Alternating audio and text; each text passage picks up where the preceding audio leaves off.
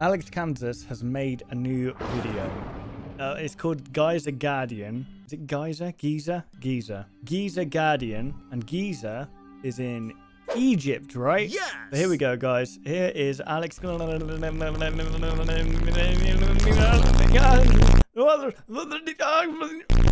we're going to check out their latest video. So here we go. It's 14 minutes long. Tuck in. Get yourself a drink. Preferably water. Not Fanta. Weather permitting, we will carry a feed of the Starry Sphinx in Giza on July 4th. Stay tuned. Starry Sphinx caught on camera. MMN. MMN. MMN. So there's like two kind of stories, like side by side, that this guy's doing. Actual monuments themselves are being like taken over by aliens, and like there's some kind of parallel world on the go. And then there's like the history of what's happening through one of the worlds, like with President Dean. Oh, MNN. Morning night news, guys. Yeah. I know. Wait, what? What happened there? Was that me or? Are they gonna spell something? Nut. Nut. Nut. Nut, nut, nut. Why do you zoom in so much? How do you know where you are? Oh, look at this. It's a laser show, boy. These stars are getting down with it.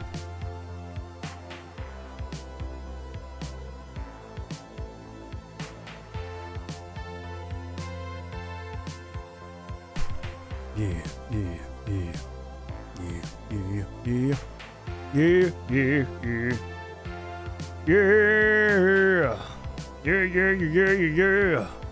What is happening? They're doing like one of those things that you... Oh. Dr. Disturbing presents... Oh, okay. So Dr. Disturbing, guys, is like this... Dr. Disturbing is kind of like those YouTube channels that explore like the disturbing like events that have happened. So yeah, Dr. Disturbing is that of this timeline. Oh, hello everybody. Shrouded hand here. Throughout the 19th century, Here we go. English archaeologists in Egypt encountered stories time and again of mysterious lightning strikes near the Great Pyramids of Giza. Bruh, look at that. That looks like me. Reported that the lightning would strike only in the presence of certain rare. However, no one outside of the Bedouin tribes knew of which constellation. We're just having a good time here, guys. All right. The secrecy protected the value of Giza glass, a mineral created by the strange lightning striking the desert sand. Oh, Giza! The glass also served as a form of black market currency for several tribes. For decades, the Bedouins' knowledge eluded British archaeologists. For as long as the constellations remained unknown, the Giza glass that formed was retrieved by the Bedouins long before anyone else arrived. However, in the late 1870s, British Egypt... Damn Brits. I'm alright, guys. Colonizing the freaking world, eh? We get the slack for this now. Us white people, white British people, get the slack for what they did back then. Egyptologist Flinders Petrie discovered the constellation which preceded the electrical phenomenon. In 1880, he arranged an expedition to collect samples of Giza glass for the British Museum. Oh, is it Petrie right? accurately predicted the appearance of... The British Museum is basically just things that have been stolen from other countries. Giza glass. Basically. And with the help of British troops, secured the location of the glass for themselves. The glass, which formed in long, multi-layered sheets, was fractured in order to be more easily transported. While collecting fragments, Petrie slipped and landed on an upright plane of Giza glass. On his anus. The force of the fall, combined with the sharpness of the material, decapitated Petrie immediately. Oh my goodness! While British troops at the scene quickly assumed Petrie had been killed, a closer inspection revealed that he was still alive. What? Although his head was separated from his body, Alright, that's Petrie a cap. remained conscious and could even mouth rudimentary words. He could mouth words, could he, without his vocal cords? That makes no sense. Medical personnel were initially... Wait, did he say... he didn't say vocalize. Whatever. believed Petrie had somehow survived. but they became concerned when his head began to discolor and swell significantly. But Wow. the fate of Flinders Petrie is a tale for another day. I want to hear it now, mate. Right now. Petrie's lot, as his collection of Giza glass came to be known, arrived in England in 1891. Giza glass. Unfortunately, due to the poor handling of its containers during transit, the glass arrived broken into thin shards and was deemed worthless by museum curators. Yet, as a token of international diplomacy, the British Museum divided Petrie's lot among visiting American ambassadors. You could read this with a little bit of enthusiasm, dude. Come on, I'm falling asleep here. There's a guy, and he fell. You could be saying the most amazing things in the world, but with that tone, it's not going to go into my head. Vaguely aware of Giza glass's odd properties, President John D. Rockefeller's coming back into the story. John D. Rockefeller ordered the immediate confiscation of the material from the American ambassadors. Although many in his administration were eager to see the glass be used in warfare, President Rockefeller refused to authorize military use and instead discussed other possible applications with the head of the Department of the Interior. Was it Rockefeller? After numerous conferences, it was settled that segments of Giza glass would be polished into fine blades and given to a select group of Greco-Egyptian swordsmen. These unusually tall swordsmen were assigned to the Grand Canyon and guarded restricted areas from trespassers. Giants! Protected under federal law, the Grand Canyon Guardians continued to serve for decades until the last member was discontinued. All trespassers who were maimed by the Guardians were promised a lifetime's worth of a special concoction which controlled unwanted side effects. Vinegar? However, since the medication's efficacy decreased over time, older victims were promised housing within the Grand Canyon to guarantee their safety and privacy from the outside world, but only under the condition that they would lure known dangerous persons wanted by the federal government to the forbidden zones of the national park. Mein Gott. The US government claims that Project Giza Guardian was shut down in 1969. However, sightings of swordsmen in the Grand Canyon continue to this day. So what, are these really tall creatures? I don't understand. The following audio is an excerpt from the interview with Louisa Crawford, wife of the esteemed American sculptor Thomas Crawford. Thomas Crawford is best known for designing the Statue of Freedom. Oh, okay, this is going back then. Thomas studiava l'America. È andato a Roma quando era 21 He went to Rome when he was 21 and stayed there for the rest of his life. He was amused that the slave-holding Americans wanted him to make a statue named Freedom. At first, Thomas did not want to help them, but then he realized that the statue could be a symbol for others. This is all linking together, guys. He gave the statue a liberty cap, something that freed Roman slaves wore.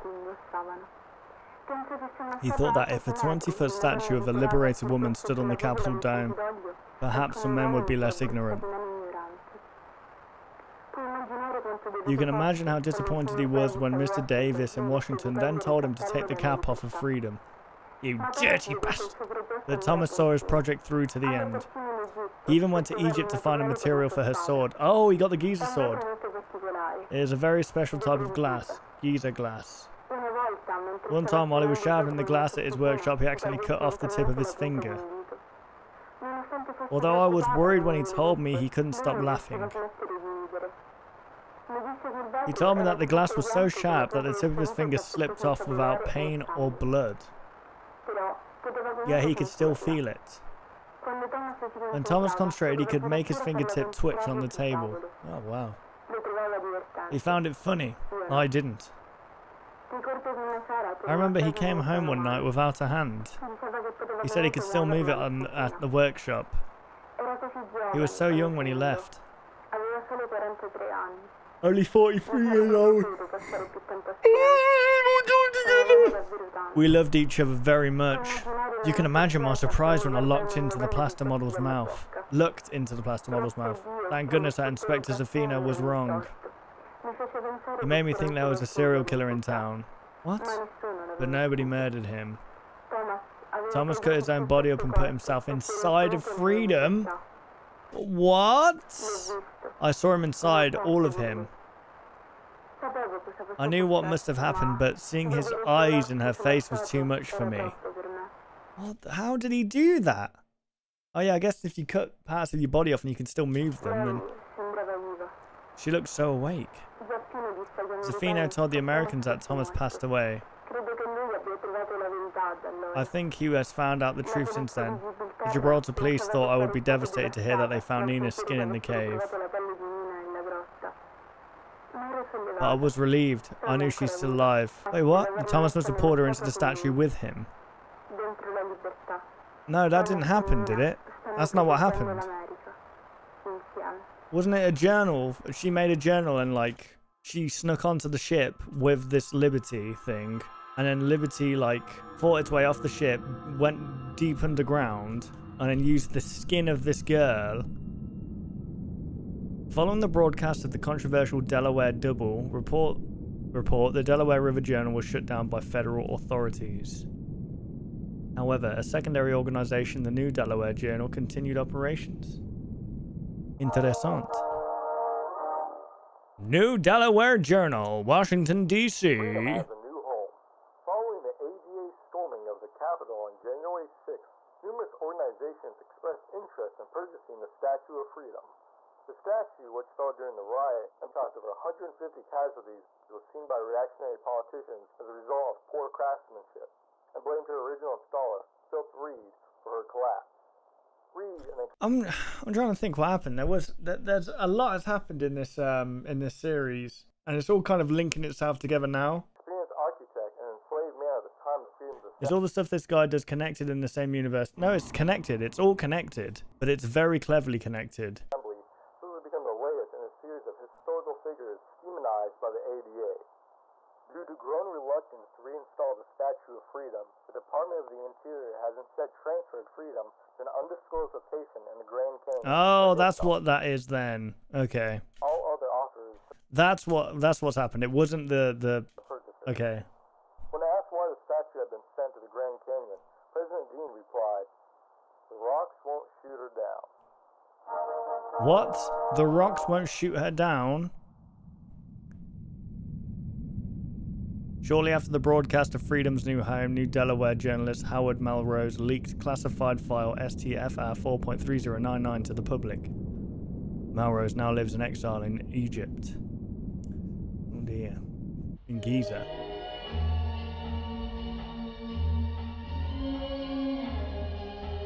Well, so this is the file that they were exiled for. Taylor P. Manning. Franklin B. Carr. Oh, they're all getting decapitated. Bonnie Newman. Perry F. Caldwell. Jimmy and Donna Garner, sorry. Roy Nunez. Jeff F. M. Foster, Sue McGee. Diane Al Massey. Are these meant to mean something? Randall Jefferson. Yeah. This could be you. What? So the Statue of Freedom's going around cutting people's heads off? Maya Arnoldson.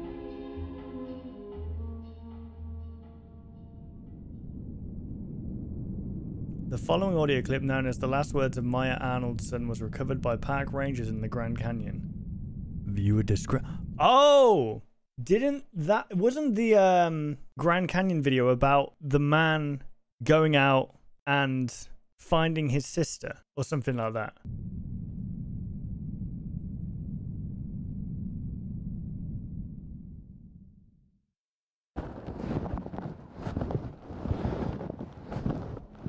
Remove lens cap. Mate, Maya, remove the lens cap. What are you doing?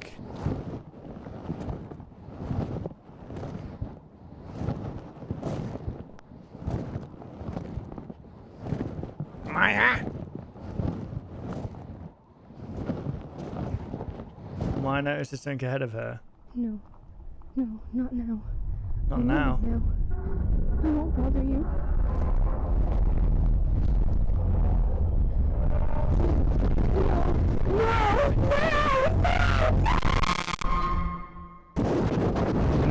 just got evaporated. Maya's body falls into a ravine. Audio cuts out. So what? There's a lot of like storyline going on here. There's a portal that goes into different dimensions. There's a freaking statue that's going around killing people. President Dean has something to do with all this. In 2004, Pack Rangers discovered Maya Anwalton's headless body. As of 2021, her head remains missing. So here's what's happening. Obviously, because the geyser glass does something to the body where you can still move it around. So he's whatever this person's doing, they're collecting heads for a certain reason. That was good, man. It's getting intense. I wish MatPat would do this. I reckon it would be really cool. Alex honestly deserves so much more subscribers than what they've got currently, because this is something else. This is like an actual, like a whole universe. I really like it when stuff like this, it makes you piece it together yourself. I'm really crap at piecing stuff together myself, but there we go. I mean, maybe there's someone out there who's watched all of them, can make sense of it, but there we go.